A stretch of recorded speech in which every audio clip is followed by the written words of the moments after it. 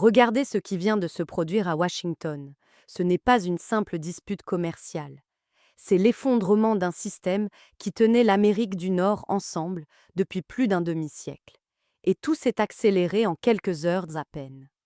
Pendant 58 ans, la frontière entre le Canada et les États-Unis représentait bien plus qu'une ligne sur une carte. C'était le symbole vivant d'une intégration économique sans précédent. Plus de 683 milliards de dollars d'échanges commerciaux annuels.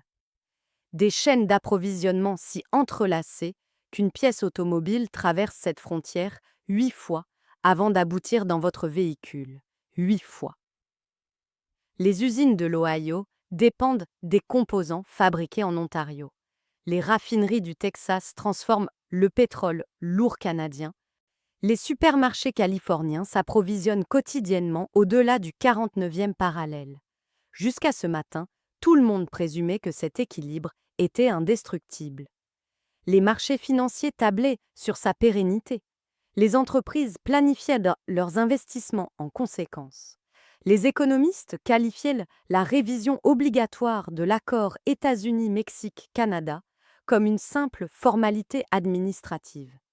Ils avaient tort. Il y a quelques heures, les caméras attendaient Joe dans le jardin des roses. Les podiums étaient installés. Les stylos préparés pour la signature. Donald Trump s'apprêtait à orchestrer ce qu'il considérait comme une nouvelle démonstration de force. Le Canada, pensait-il, allait céder, encore une fois, comme toujours. Sauf que le deuxième podium était resté vide. Mark Carney n'est jamais apparu. Il n'a signé aucun document, il n'a proposé aucun compromis, il n'a même pas joué le jeu de la négociation théâtrale. Il a simplement quitté la Maison-Blanche, embarqué dans un avion pour Ottawa, et publié un communiqué qui risque de transformer radicalement le prix de votre prochaine voiture, le contenu de votre réfrigérateur et l'avenir de millions d'emplois à travers le continent. Trump croyait détenir tous les leviers. Carney n'a pas scié.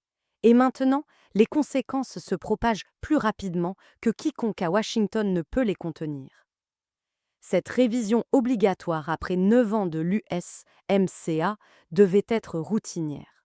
Cet accord commercial massif, qui a remplacé l'ALENA, régit des flux commerciaux représentant plus de 2% du PIB mondial. Il maintient les chaînes de production automobile entre le Michigan et l'Ontario. Il assure l'approvisionnement énergétique de New York. Il garantit le remplissage des rayons alimentaires d'un océan à l'autre. Selon des fuites provenant de l'équipe de négociation, Trump est entré dans la réunion finale avec une exigence qui franchissait toutes les lignes rouges. Il ne voulait pas simplement de meilleures conditions, il voulait le contrôle absolu. Une clause de révocation permettant aux États-Unis d'annuler unilatéralement l'accord chaque année. Un traité commercial transformé en otage, renouvelé uniquement si le Canada restait docile. Autrement dit, Trump voulait maintenir un pistolet sur la table à chaque mois de janvier. Il a donné à Carney un ultimatum brutal, signé avant midi ou faire face à des tarifs douaniers universels de 31% sur tous les produits canadiens dès lundi matin. Trump traite les nations comme des sous-traitants, les alliances comme des transactions immobilières. Quelqu'un gagne, quelqu'un perd, quelqu'un se soumet. Mais Mark Carney n'est pas un entrepreneur intimidable. C'est un ancien banquier central, un stratège formé dans les salles où le pouvoir se mesure non pas en slogan, mais en flux de capitaux, en chaîne d'approvisionnement, en levier structurel. Et Carney comprend quelque chose que Trump semble avoir oublié dans son arrogance. On ne peut pas intimider le pays qui fournit votre énergie, fabrique vos composants industriels et se trouve au cœur de votre écosystème manufacturier. La réponse de Carney n'a pas été un tweet rageur, pas une déclaration émotionnelle, juste le silence. Il a les rassembler sa délégation, il a quitté la Maison-Blanche. Et à 21h, Ottawa a envoyé une notification officielle au département d'État américain. Le Canada se retire formellement du processus de révision. L'accord n'est pas renouvelé. Le cadre qui maintenait l'Amérique du Nord unie est en train de s'effondrer en temps réel. Certains croient que c'est du théâtre politique, qu'ils vont arranger tout ça la semaine prochaine, mais examinez les faits. 3 éléments prouvent que ce n'est pas du bluff. Premièrement, le mémorandum confidentiel qui a fuité. Daté d'il y a 6 jours seulement, il exigeait un accès total aux eaux arctiques canadiennes, le démantèlement du système de gestion de l'offre laitière en 54 jours et menaçait d'invoquer l'article 232 sur la sécurité nationale contre l'aluminium canadien si Ottawa refusait. Ce n'était pas une négociation. C'était l'une des conditions de reddition. Deuxièmement, la réaction des marchés financiers. Normalement, quand les tensions commerciales s'intensifient, le dollar canadien chute. Les investisseurs se réfugient dans le dollar américain. Mais aujourd'hui, l'inverse s'est produit. Le dollar canadien a progressé. Pourquoi? Parce que les investisseurs parient contre Trump. Alors, ils perçoivent la décision de Carney comme une position de force. Ils savent que le Canada a passé les 5 dernières années à sécuriser des accords sur les minéraux critiques avec l'Allemagne, le Japon et la Corée du Sud. Les marchés envoient un signal clair. Le Canada possède des options alternatives, tandis que les États-Unis deviennent le partenaire imprévisible. Quand Wall Street fait plus confiance à Ottawa qu'à Washington, le monde s'est retourné. Troisièmement, la frontière elle-même. Des rapports émergent déjà du pont Ambassador, le passage commercial le plus fréquenté d'Amérique du Nord. Les camions ralentissent, les inspections s'intensifient, les retards de cargaison s'accumulent, c'est le langage codé de la pression. Trump serre immédiatement la frontière, tentant de forcer le Canada à revenir négocier. Mais le Canada ne panique pas, il réoriente. Les expéditions ferroviaires via Vancouver et Montréal sont redirigées vers l'Europe et l'Asie. Les ports modifient avec leur flux logistique. Cela ressemble moins à de la panique qu'à une préparation méthodique. Pendant que Trump essaie de fermer une porte, Carney ouvre des fenêtres vers le reste du monde. Et c'est précisément ce qui devrait terrifier Washington. Parce que si le Canada dispose d'un plan B, alors Trump n'a jamais détenu le levier qu'il s'imaginait posséder.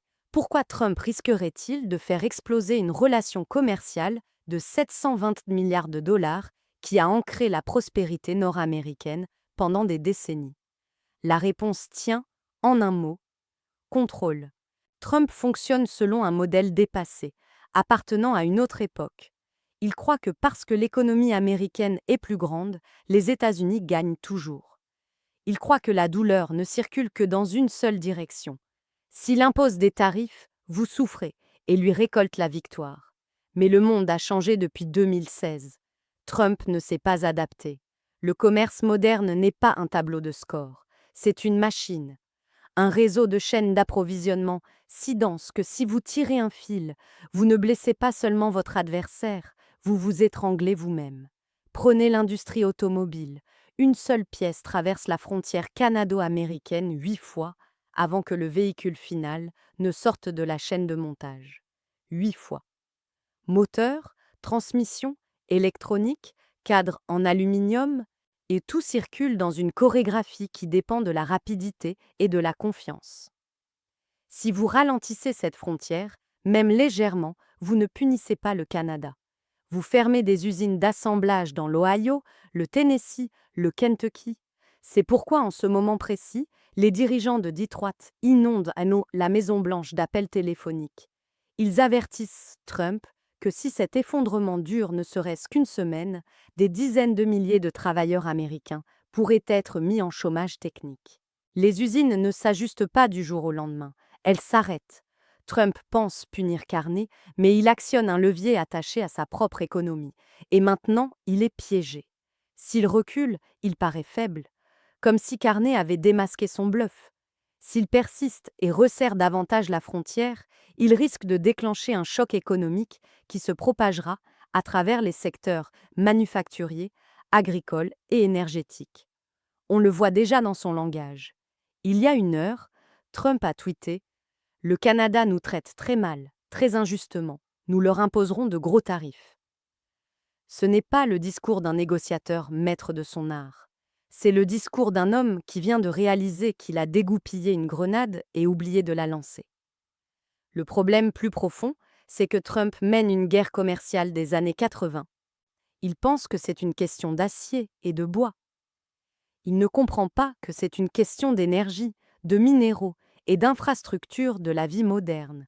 Le Canada fournit plus de la moitié du pétrole que les États-Unis importent. Du brut lourd, le type que les raffineries américaines sont conçues là pour traiter. Si Ottawa restreint les flux ou ajoute des taxes à l'exportation, les prix de l'essence explosent du jour au lendemain en Pennsylvanie, au Wisconsin, au Michigan. L'Amérique d'abord ne fonctionne pas quand le coût du carburant devient la punition.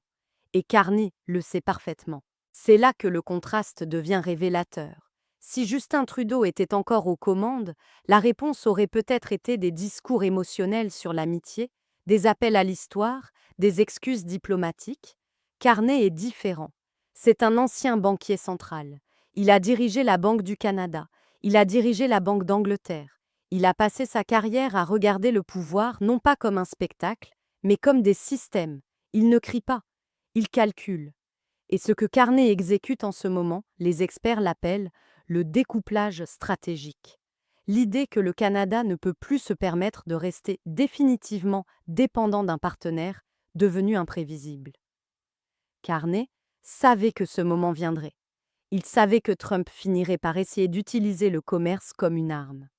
Alors, pendant les 3 dernières années, le Canada a discrètement construit un filet de sécurité, accord de sécurité sur les minéraux critiques avec l'Europe, partenariats énergétiques à long terme avec le Japon, route commerciale Indo-Pacifique élargie. Le Canada se positionne non pas comme le fournisseur de l'Amérique, mais comme une superpuissance mondiale des ressources. Parce que le monde a faim d'uranium, de potasse, d'eau douce, de terres rares. Le Canada les possède. Les États-Unis en ont besoin. En s'éloignant de l'ultimatum de Trump, Carney envoie un message aux marchés mondiaux. Le Canada est ouvert aux affaires, mais le prix vient d'augmenter. Trump déteste les alliances, il déteste les cadres multilatéraux, il déteste le droit international. Carney utilise précisément ces systèmes pour l'acculer. C'est un pari aller au risque, et ne vous y trompez pas. Le Canada ressentira la douleur si la frontière se resserre. L'interdépendance est indéniable, mais Carney parie que les États-Unis souffriront davantage, parce que les consommateurs américains ne sont pas isolés de cette crise. Si l'USMCA s'effondre, l'ère des biens bon marché en Amérique du Nord se termine.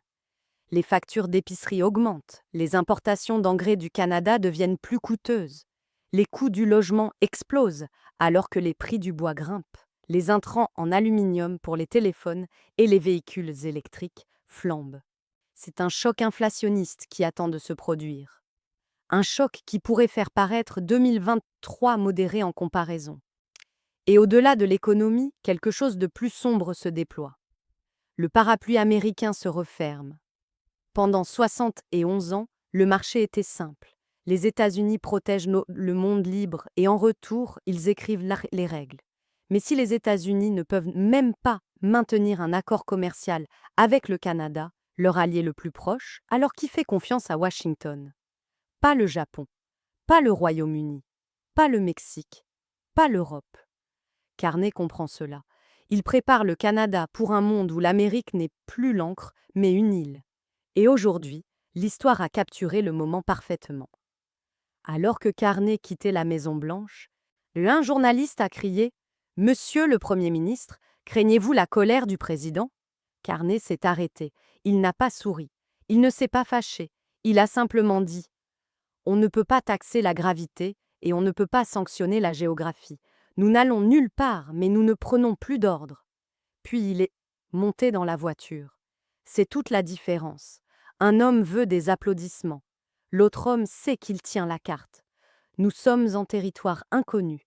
Les prochaines 44 heures pourraient déterminer l'avenir économique de ce continent pour les 17 prochaines années.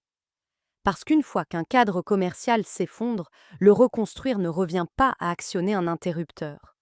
La confiance n'est pas un tarif qu'on retire avec une signature. C'est une fondation. Et cette fondation est en train de se fissurer.